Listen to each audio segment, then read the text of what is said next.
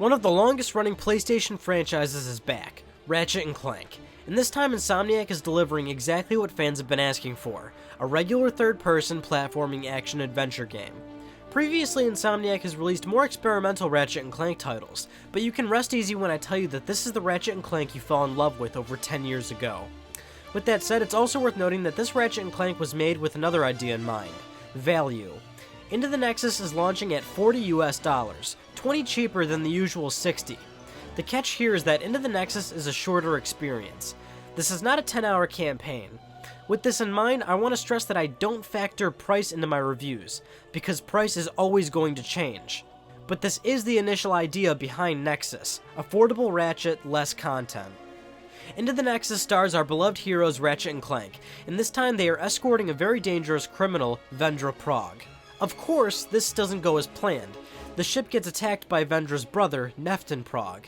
Both criminals make a clean escape, and Ratchet's adventure begins. You'll be visiting different planets, learning more about the criminals and the interactions that they are having with the Nethers, which are ghostly creatures.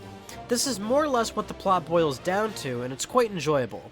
It feels exactly like past Ratchet & Clank plots. It's nothing insanely serious, it's very simplistic and easy to follow. The humor we've come to know and love from this franchise is present here as well, always providing a good chuckle. Gameplay is perhaps the most important part of Into the Nexus, and I can gladly say it kicks ass. You're getting exactly what you've been asking for, third-person action and platforming like past Ratchet & Clanks.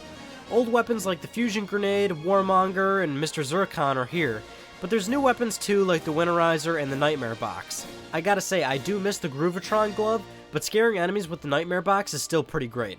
I can't go wrong with making it feel like Christmas either. Platforming sections make use of the helipad, gravity boots, swing shot, and gravity tether.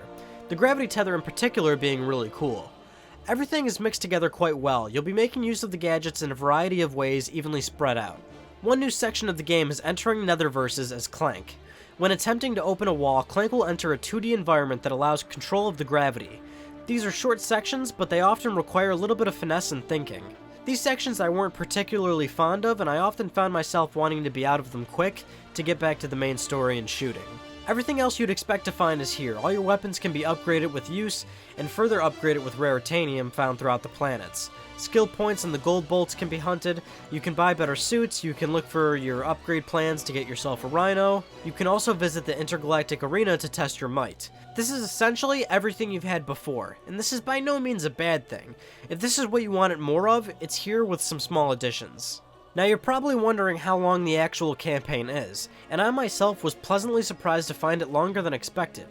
But this is due to me taking way more time with things. I look everywhere, I grind bolts sometimes, or I just take in the sights. I finished the game in 6 hours and finished everything with a platinum trophy in about 15. I enjoyed nearly every minute of it, so it's up to you to decide what you're willing to pay, whether it's the value Insomniac is offering you now, or later when it's discounted. Ratchet & Clank Into the Nexus was exactly what I needed to quench my thirst for the series. Granted, I'm sure fans would have preferred a more lengthy campaign, but there's still one here and it's totally worth checking out. Now with all that said, I shall end this review with a lovely quote from Mr. Zurkon. Mr. Zurkon does not require bolts. His currency is pain.